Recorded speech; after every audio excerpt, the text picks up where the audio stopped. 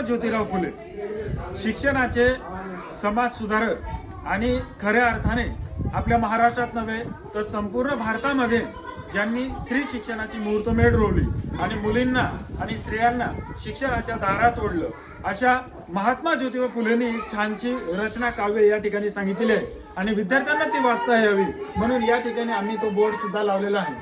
विद्येविना मती गेली, मती विना नीती गेली, नीती विना गती गेली, गती विना विद्त गेले, वित्त विना शूद्र खचले, एवढे अनर्थ एका अविद्येने केले. म्हणजेच अविद्येमुळे मनुष्याचा सर्वनाश होऊ शकतो हे निश्चित आहे आणि हेच आपल्याला महात्मा फुलेंनी पटवून दिलेलं आहे. महात्मा फुलेंच्या सांगण्यानुसार ही धर्म जात ही कुठल्याही प्रकारचा भेदभाव न मानता फक्त शिक्षण आणि शिक्षणच महत्वाचं आहे अशीच शिक्षण देणारे डॉक्टर बाबासाहेब आंबेडकर देखील आहेत की ज्यांनी संविधानाची निर्मिती करून शिक्षणाच्या कायद्यामध्ये बदल करून 6 ते 14 वयोगटातील विद्यार्थ्यांना मोफत आणि सक्तीचं शिक्षण करण्यात आलेलं आहे की जेणेकरून भारतामध्ये साक्षरतेचं प्रमाण वाढावं, निरक्षरता अज्ञान नायनाट व्हावा हाच उद्देश घेऊन डॉक्टर बाबासाहेब आंबेडकरांनी विविध शिक्षणाचे हक्क आणि कायदे निर्माण केले.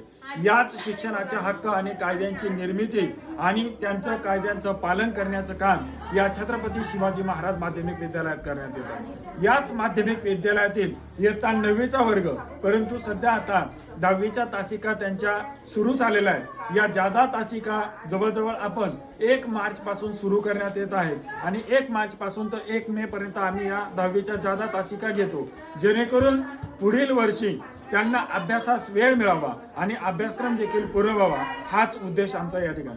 चला तर आपण इयत्ता 10वीच्या वर्गात प्रवेश घेऊन या ठिकाणी आपण विद्यार्थ्यांची प्रगती बघणार आहोत. Good morning sir. Morning, sit down. Thank you sir. इयत्ता 10वीचा वर्ग का? यस. गेलात तुम्ही 10वीला? यस. कसं काय गेला? निकाल लागलाय तुमचा? नाही. हा, निकाल लागलेला नाही. पण तुम्ही 9वी नापास होणार नाही. एवढा कॉन्फिडन्स आहे का तुम्हाला? यस. ठीक आहे. चला, 10वीचा वर्ष तुमचं 1 मार्च पासून हे सुरू झालेलं आहे. 9वी तुम्ही पास झालेला, पेपर अतिशय चांगले लिहिलेले आहे, निकाल आम्ही पाहिलेला आहे. निकाल फक्त आपल्याला 1 मेला तुम्हाला हातात द्यायचा आहे. तर तुम्ही आता 10वी मध्ये म्हणजेच तुमच्या आयुष्याचा पहिला टर्न तुम्ही सुरू केलेला आहे. म्हणजेच आपण म्हणू शकतो की एखादा जीवन प्रवासातला हा पहिला घाट तुम्ही या ठिकाणी चढायला सुरुवात केली. हा घाट चढत असताना अभ्यास रूपी ताकद तुमच्याकडे पाहिजे, अभ्यास रूपी HP ची पॉवर तुमच्याकडे पाहिजे. किती पॉवर घेऊन हा संकटकालीन टर्न आणि संकटकालीन घाट हा पूर्ण तुम्ही पार करू शकता. तुम्ही या ठिकाणी काही विद्यार्थी आता 5वी पासून असतील है ना, 4थी 5वी पासून असतील, काही 6वीला आले असतील, काही 9वीला आले असतील आणि आता तुम्ही 10वीच्या वर्गामध्ये प्रवेश घेतलेला आहे. या 10वीच्या वर्गामध्ये प्रवेश घेत असताना तुमचा देखील अभ्यास इथे कितीपर्यंत आहे ते आपण या ठिकाणी पाहणार आहोत.